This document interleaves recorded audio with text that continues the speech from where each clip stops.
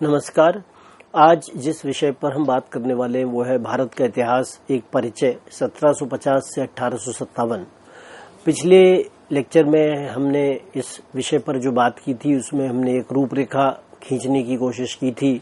कि किस प्रकार से अंग्रेज जब भारत में आते हैं तो किस प्रकार से वह अपनी सत्ता को स्थापित करने के लिए अलग किस्म के निर्णय भारत में लेते हैं। शुरुआती दौर में वो व्यापारियों के रूप में भारत में आते हैं और धीरे धीरे जो ईस्ट इंडिया कंपनी है वो अपने आप को भारत में स्थापित करती है। और अंग्रेज जो है वे हमेशा ही अपनी श्रेष्ठता की भावना के बारे में बात करते हैं, जिसमें भारतीयों को वो हमेशा से ही निम्न स्तर का मानते हैं। 18वीं शताब्दी के बारे में जब हमने बात की थी तो उसे किस प्रकार से अंधयुग के संदर्भ में देखने की कोशिश की गई और उसे कहा गया कि वो एक अंधयुग है। और बाद में जो संशोधनवादी इतिहासकार हैं उन्होंने इस बात को नकारा कि वो एक अंधयुग नहीं थी। शुरुआत के दौर में हम देखते हैं कि वॉरेन हेस्टिंग्स और कॉर्नवालिस जो कि गवर्नर जनरल भारत में रहे, उन्होंने किस प्रकार से भारत में अलग अलग किस्म के बदलाव लाने की कोशिश की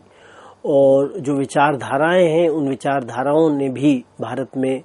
अपने जो विचार रखे, चाहे वो प्राच्यवाद हो, उपयोगितावाद हो, एंजलवाद हो, इन सभी ने भारत के संदर्भ में हमेशा ये कहा कि भारत में जो बर्बरता है उस बर्बरता को हटाने के लिए उन्हें अंग्रेजी मानसिकता के साथ में आगे जाना होगा। और एंजलवाद ने तथाकथित भारतीय बर्बरता के खिलाफ अपना धर्म युद्ध भी शुरू किया और उन्होंने कहा कि हिंदुस्तान की प्रकृति को बदलने के लिए मिशन के साथ ब्रिटिश शासन के स्थायित्व की वकालत भी की। तो हम ये देखते हैं कि कभी भी जो विभिन्न प्रकार के जो वाद थे, चाहे वो उपयोगितावाद हो, एंजलवाद हो या प्राच्यवाद हो, किसी ने भी ऐसा नहीं कहा कि अंग्रेजों को भारत छोड़कर चले जाना चाहिए, बल्कि सभी ने ये चाहा कि भारत के अंदर अगर सुधार हो रहे हैं तो अंग्रेज उन सुधारों को करें, लेकिन वो अंग्रेज जो है वो भारत में ही रहें।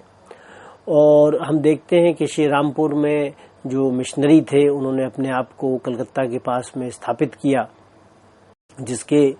की प्रतिपालक चार्ल्स ग्रांट थे। और चार्ल्स ग्रांट जो थे धार्मिक विचारों के संदर्भ में उन्होंने भारतीय लोगों की अज्ञानता के संबंध में बात की और उसे कहा कि ईसाई प्रकाश के प्रसार से ही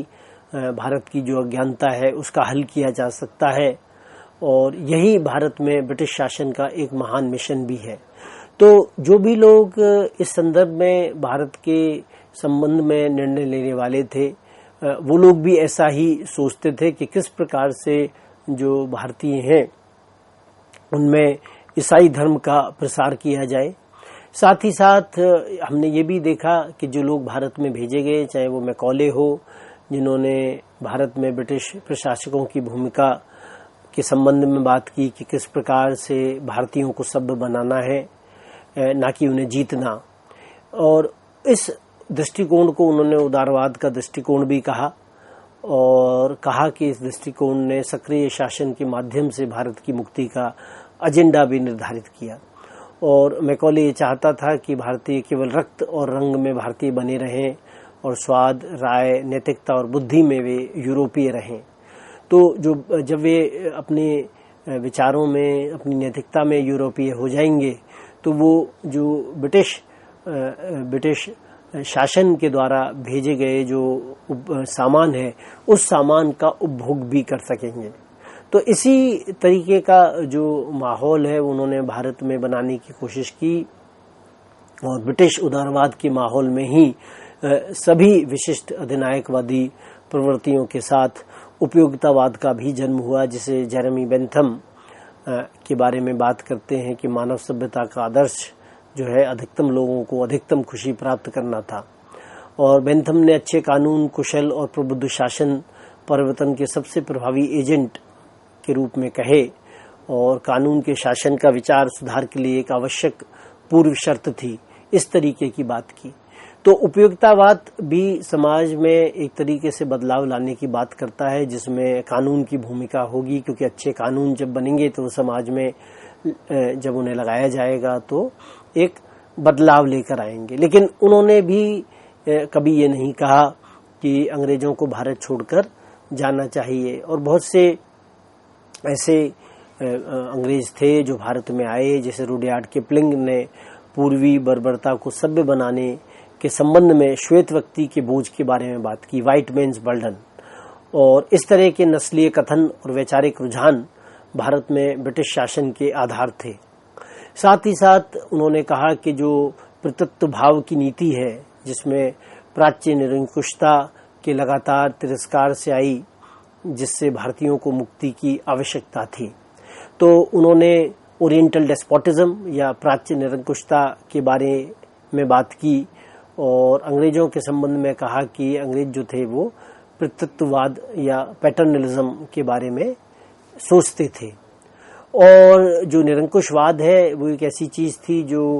पूर्वी राज्यों को उसके यूरोपीय समकक्षों से अलग करती थी। लेकिन विडंबना के संबंध में अगर इस चीज को देखा जाए तो ये वही तर्क था जो राज के प्रतत्ववाद के लिए अंतर्निहित औचित्य प्रदान करता था, क्योंकि इसी के आधार पर अंग्रेज भारत में शासन करने के लिए तैयार थे। तो जो अंग्रेज थे वो भारत छोड़कर जाने के लिए तैयार नहीं थे, बल्कि उस चीज को लेजिटिमाइज करने के लिए, उस चीज को सही साबित करने के लिए वो अपने तर्कों को रख रहे थे। और जब हम बात करते हैं कि कैसे सेना में ईस्ट इंडिया कंपनी ने बदलाव किए और राजस्व के प्रभावी संग्रहण को सुनिश्चित करने के संबंध में सेना भी भूमिका निभाती है, या उसकी भूमिका को उन्होंने महत्व दिया। वास्तविक या काल्पनिक आंतरिक खतरों से साम्राज्य की रक्षा के बारे में बात की और उच्च राजस्व मांग के विरुद्ध किसान विद्रोहों को भी संभाला। तो अंग्रेजों ने किस प्रकार से सेना का गठन किया जिससे कि वो सेना का प्रयोग अपनी खुद के फायदे के लिए कर सके, और उन्होंने कई किस्म के ऐसे तरीके अपनाए जिससे भारत में वो अपने शासन को स्थायी कर सकें, चाहे वो राजस्व सुरक्षित करना हो या क्षेत्रों पर नियंत्रण करना हो। विभिन्न प्रकार के जो राजस्व के संबंध में उन्होंने बंदोबस्त किए, चाहे वो स्थायी बंदोबस्त हो या रैयतवरी हो या महलवरी हो, या उन्होंने सेना, पुलिस और ICS इंडियन सिविल सर्विसेज जैसी चीज़ों को भारत में लगाया। या हम साथ ही साथ देखते हैं कि वेलेस्ली की जो सहायक गठबंधन जो वेलेस्ली ने स्टार्ट किया, या डलहौजी की जो हड़प नीति है, या बाद में हम देखें तो फूट डालो और शासन करो, डिवाइड एंड रूल, इस तरीके की जो नीतियां हैं जो अंग्रेजों ने स्वयं के लालच और राजनीतिक फायदे के लिए इस्तेमाल की, और अपने आर्थिक स्वार्थ और नस्लवाद और क्षेत्र और नस्लवाद के संबंध में ये वाली बात की वो सभी से श्रेष्ठ थे। और इसी बात को उन्होंने आगे करते हुए हमने देखा कि कई किस्म के उन्होंने बदलाव लाने की कोशिश की, चाहे वो शिक्षा के संबंध में हो या कानून के संबंध में। न्यायालयों की स्थापना उन्होंने की जिसमें यूरोपीय लोगों का हस्तक्षेप जो है वो भारत में बढ़ गया। और स्वदेशी और औपनिवेशिक शिक्षा के संबंध में देखें तो स्वदेशी शिक्षा का जो पतन है वो अंग्रेजी शासन में हुआ, और कई सारे ऐसे संस्थान और अंग्रेजी शिक्षा के विकास के लिए उन्होंने भारत में स्थापित किए। तो जो अंग्रेजी शिक्षा है वो उदारवादी लॉर्ड मैकॉले ने एजुकेशन मिनट ऑफ 1835, जिसे मिनट ऑन इंडियन एजुकेशन कहा जाता है, और जिसमें अंग्रेजी भाषा की शुरुआत की मांग की गई थी, और जेम्स मिल जैसे उपयोगितावादियों ने स्थानीय शिक्षा को भारतीय आवश्यकता के लिए अधिक उपयुक्त बताया था। फिर हम ये भी देखते हैं कि लॉर्ड मैकॉले भारतीयों को ब्राउन साहिब बनाना चाहते थे। उसकी ऐसी सोच थी कि भारतीय जो है वो अपने रंग और अपने खून में ही सिर्फ भारतीय रहें, और जो यूरोपीय लोग हैं उनकी जो नैतिकता है, जो उनकी बुद्धि है, उस प्रकार से भारतीय उस चीज़ को समझें और उसके अनुसार ही वे व्यवहार करें जिससे कि वो ब्रिटिश शासन से जुड़ सकें। तो इस तरीके की जो सोच थी जो उपयोगितावादियों की, या इस तरीके की जो सोच थी मैकॉले जैसे व्यक्तियों की, जो भारत में इन परिवर्तनों को लागू करना चाहते थे। वे चाहते थे कि अंग्रेजी शिक्षा जब भारत में रहेगी तो वो भारतीयों को इस तरीके का बना देगी कि वो ब्रिटिश जो वस्तुएं हैं, उत्पाद हैं, उनका निरंतर प्रयोग करेंगे। और ऐसा ही सोच जो इंग्लैंड के व्यापारी थे, जो वहाँ की जो व्यापारी वर्ग था, वो भी चाहता था कि ज़्यादा से ज़्यादा सामान जो है वो भारत में निर्यात किया जाए, जिससे कि भारत में ज़्यादा से ज़्यादा लोग उस सामान का उपयोग करें और उनका जो मुनाफा है वह बढ़ सके। हम ये भी देखते हैं कि अंग्रेज जो है इसी समय में उन्होंने विभिन्न प्रकार के जो बंदोबस्त स्थापित किए, चाहे वो 1793 का इस्तेमारी बंदोबस्त हो, जिसमें जमींदार जो है वो सरकार को राजस्व का भुगतान करेगा, जो कि किराए का 10/11वां हिस्सा होगा, जो वो किराएदारों से प्राप्त करेंगे, तथा संग्रह और मुआवजे की लागत के रूप में इसका केवल 1/11वां हिस्सा अपने पास रखेंगे। तो इसने जमींदारों की उनकी संपत्ति पर मालिकाना अधिकार को मान्यता दी और उन्हें प्रोप्राइटर्स बना दिया, और अपने दायित्वों को पूरा करने तक इसका आनंद लेने के वे हकदार भी थे। तो हम देखते हैं कि जो उन्होंने विभिन्न प्रकार के जो बंदोबस्त राजस्व के संबंध में भारत पर लागू किए, उसमें उन्होंने देखा कि जो उनकी राजस्व की जो मांग है वो करीब करीब 50% थी, जो कि उस समय को देखते हुए काफ़ी ज़्यादा थी, क्योंकि उससे पहले के किसी शासक ने इतना ज़्यादा जो राजस्व का एकत्रण ज़्यादातर समय में नहीं किया था। तो अंग्रेजों का जो मुख्य उद्देश्य है वो ज़्यादा से ज़्यादा राजस्व का एकत्रण करना था, कि किस प्रकार से अंग्रेजों ने ऐसा भी सोचा कि रैयतवारी के जो क्षेत्र हैं उसमें किसान स्वामी अपनी भूमि सुधारेंगे, वो पैसा उसमें लगाएंगे जिससे भूमि सुधर सके। और जो उन्होंने ग्राम समुदायों के साथ कुछ क्षेत्रों में जो बंदोबस्त किए थे, जिन्हें महलवाड़ी बंदोबस्त कहा गया, लेकिन इन सभी बंदोबस्तों में सबसे महत्वपूर्ण बात ये थी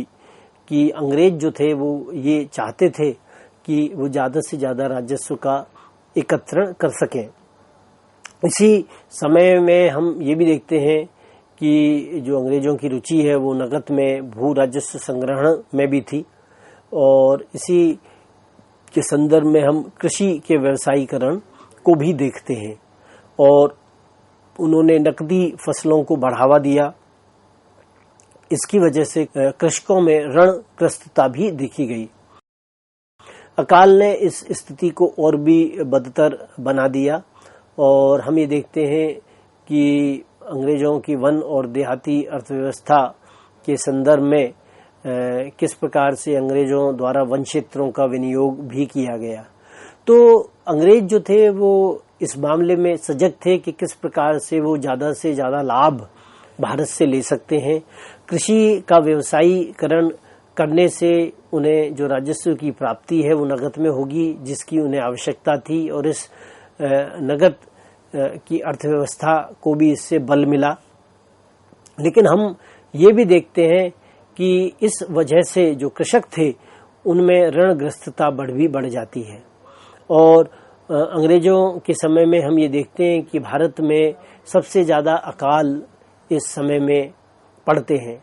और जिसके लिए अंग्रेज जिम्मेदार थे, क्योंकि उन्होंने भूमि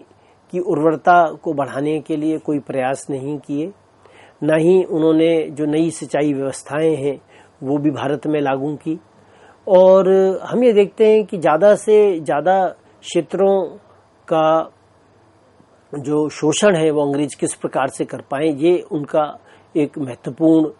उद्देश्य था। चाहे वो वन क्षेत्र हों, चाहे वो कृषि क्षेत्र हों, उन सभी क्षेत्रों में अंग्रेज जो है वो अपना भारतीयों का शोषण करना चाहते थे। और उनकी नीतियों के संदर्भ में जब हम देखते हैं तो किस प्रकार से उनकी नीतियों के कारण बहुत से भारतीय उद्योग जो है वे नष्ट हो गए। और बहुत सारे इतिहासकार हैं, उन्होंने ऐसा भी लिखा है कि किस प्रकार से जो यूरो केंद्रित जैसे कि यूरोप जो है वो सारे संसार का केंद्र है, और उसी दृष्टिकोण से बहुत से इतिहासकारों ने लिखा भी है। और जब हम विउद्योगीकरण के बारे में बात करते हैं तो बहुत से इतिहासकार इसको एक मिथ की फॉर्म में कहते हैं कि विउद्योगीकरण जैसी चीज हुई नहीं थी। जैसे कि मॉरिस ने अपने विचार इस संदर्भ में प्रस्तुत किए हैं।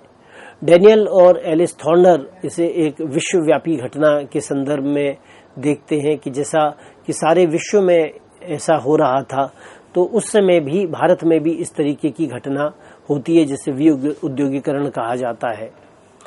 तो अंग्रेज जो है, उनकी जो शोषणकारी नीतियां हैं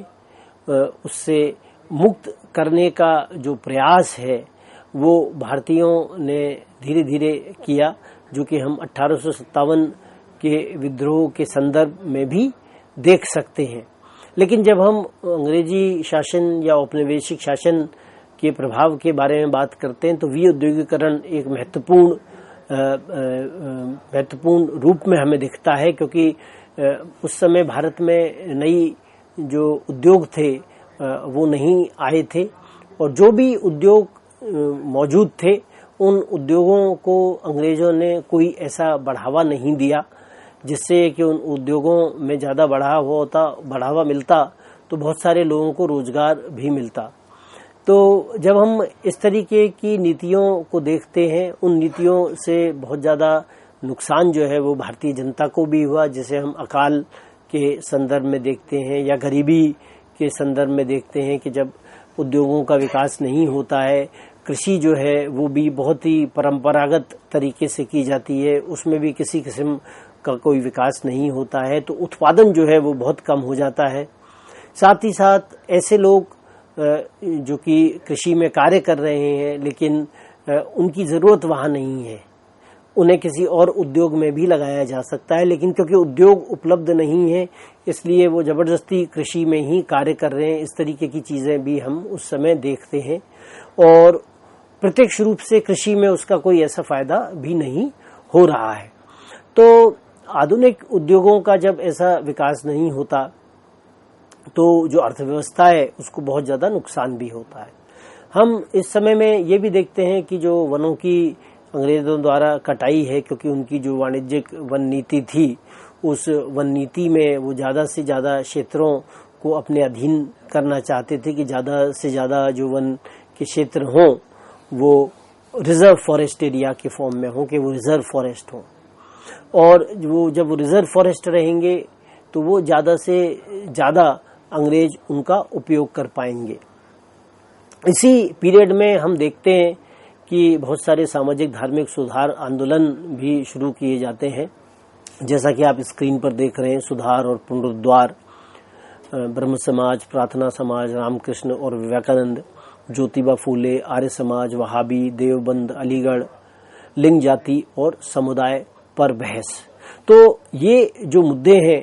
वो धार्मिक और सामाजिक जो सुधार आंदोलन है उसके संदर्भ में हम देखते हैं कि कई सारे धार्मिक सामाजिक सुधार आंदोलन इस समय शुरू किए जाते हैं, और हम इन्हें सामाजिक धार्मिक दोनों को एक संदर्भ में इसलिए देखते हैं क्योंकि समाज में ऐसी कई सारी परंपराएं हैं जो धर्म से ली गई हैं, या धर्म में ऐसी बहुत सारी बातें हैं जो बहुत सामाजिक हैं।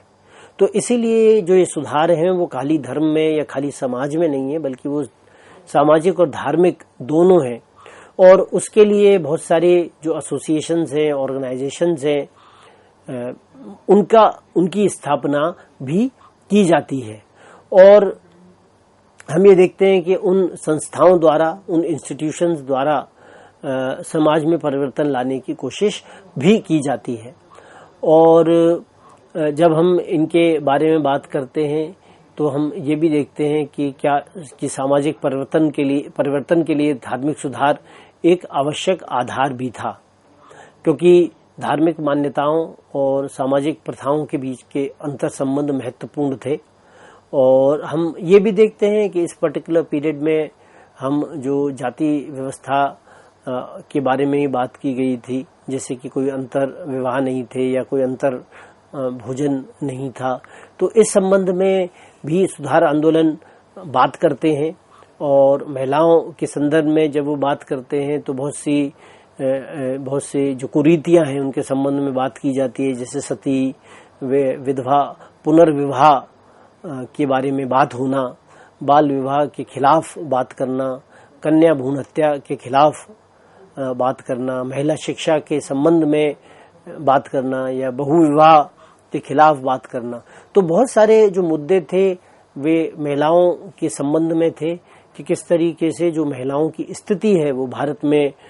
ठीक की जाए, उसमें किस तरीके से जो परिवर्तन लाए जाने संभव थे वो परिवर्तन लेकर आए जाएं, और वो परिवर्तन जो थे वो इस प्रकार भी आ सकते थे कि जो कानून है वो कानून बनाए जाते, और ऐसा किया भी गया कि सती के खिलाफ जो है वो कानून बनाया गया जिससे कि सती जो है वो ना हो सके। और हम एक और चीज जो इस समय देखते हैं वो ये भी देखते हैं कि जो राष्ट्रीय चेतना है वो इन चीजों से कैसे जुड़ी थी, क्योंकि इन आंदोलनों ने प्रारंभिक बौद्धिक और सांस्कृतिक विराम लगाए जिसने भविष्य की एक नई दृष्टि को संभव भी बनाया, और यह औपनिवेशिक सांस्कृतिक और वैचारिक आधिपत्य के खिलाफ प्रतिरोध का हिस्सा भी थे। साथ ही साथ हम इस समय के बारे में जब बात करते हैं तो हम देखते हैं जो सबसे महत्वपूर्ण घटना थी वह 1857 के विद्रोह के संदर्भ में था, जो कि एक लोकप्रिय प्रतिरोध के रूप में आया, जिसके विभिन्न कारणों के बारे में बात की गई, जैसे चर्बी युक्त कारतूस जारी करना, सैनिकों के साथ बुरा व्यवहार करना, जो भत्ता था का भुगतान करने से इनकार कर देना। तो ये सैन्य कारण थे जो कि महत्वपूर्ण कारणों के रूप में देखे गए कि जो चर्बी युक्त कारतूस थे जिनमें गाय और सूअर की चर्बी लगाई गई थी, जो हिंदू और मुसलमान दोनों उनका इस्तेमाल नहीं करना चाहते थे, इससे उनके धर्म की हानि होती। लेकिन अंग्रेज जो थे उन्होंने इस तरीके के कारतूस जारी किए, और जो नई गन थी उसमें इन कारतूसों को मुंह से छीला जाना था, और सैनिकों को भी वो कोई बहुत अच्छे बड़े पद देने के लिए तैयार नहीं थे। सूबेदार से ऊपर जो सैनिक किसी पद पर नहीं जा सकते थे, और जब वो समुद्र क्रॉस करके गए, बाहर गए, तो उन्हें भत्ता देने से भी इनकार कर दिया गया जो भत्ता उन्हें पहले मिला करता था। तो हम ये देखते हैं कि सरकार साहूकार और जमींदार की जो तिकड़ी है वो उनका किस तरीके से शोषण करती है, और जो विभिन्न प्रकार के अगर हम कारणों के संबंध में देखें तो राजनीतिक रूप से जो हड़प नीति है कॉर्नवालिस के समय की, वो एक महत्वपूर्ण भूमिका निभाती है, जिससे ज़्यादा से ज़्यादा जो राज्य है उनको हड़प लेना चाहती है ब्रिटिश सरकार। और अगर सामाजिक रूप से देखें तो सती, बाल विवाह, विधवा पुनर्विवाह जैसी सामाजिक प्रथाओं में अंग्रेजों का हस्तक्षेप, कि अंग्रेज जो है वो इसके संबंध में कानून बना रहे थे। तो ये हस्तक्षेप जो है वो कई लोगों ने इस चीज को नकारा या उसको स्वीकार नहीं किया, और कहा कि अंग्रेज जो है वो इनमें किसी किस्म से हस्तक्षेप ना करें। अगर हम 1857 के विद्रोह के स्वरूप के बारे में बात करते हैं तो इसे सिपाही विद्रोह, प्रथम स्वतंत्रता संग्राम, नागरिक विद्रोह, धार्मिक युद्ध और एक साजिश के रूप में देखा गया है। और इतिहासकारों ने अपने अपने विचार इसके संबंध में प्रस्तुत किए हैं, जिसमें उन्होंने इसे कहा है कि सिर्फ एक सिपाहियों का विद्रोह था, या वी.डी. सावरकर ने इसे प्रथम स्वतंत्रता संग्राम के रूप में कहा, अपनी पुस्तक में लिखा। और साथ ही साथ कैसे हम प्रथम स्वतंत्रता संग्राम के रूप में जब 1857 को देखते हैं तो उसका प्रयोग हम भारतीय राष्ट्रीय आंदोलन में कर सकते हैं। और कई इतिहासकार कहते हैं कि अगर ये खाली सिपाहियों का ही विद्रोह था तो इतने सारे जो भारतीय नागरिक थे उनको सजाएं क्यों दी गई। और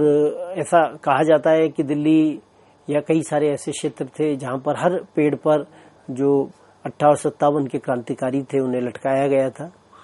तो 1857 का विद्रोह एक शक्तिशाली औपनिवेशिक साम्राज्य को चुनौती देने की इच्छा के फॉर्म में हम देखते हैं, और कैसे एक प्रेरणादायक एक घटना के रूप में इसे देखा जाता है, जो कि बाद में भारतीय राष्ट्रीय आंदोलन के लिए एक महत्वपूर्ण कदम था।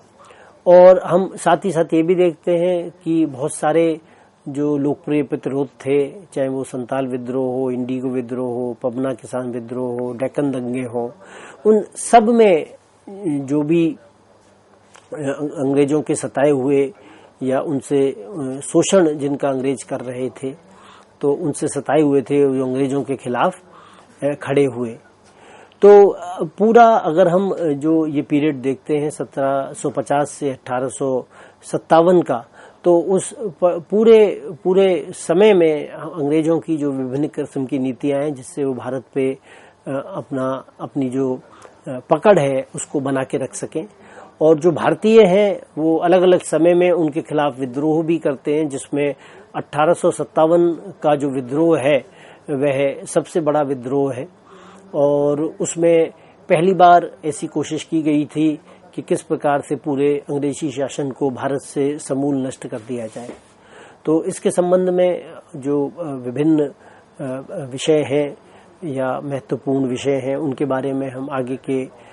लेक्चर्स में बात करेंगे। धन्यवाद।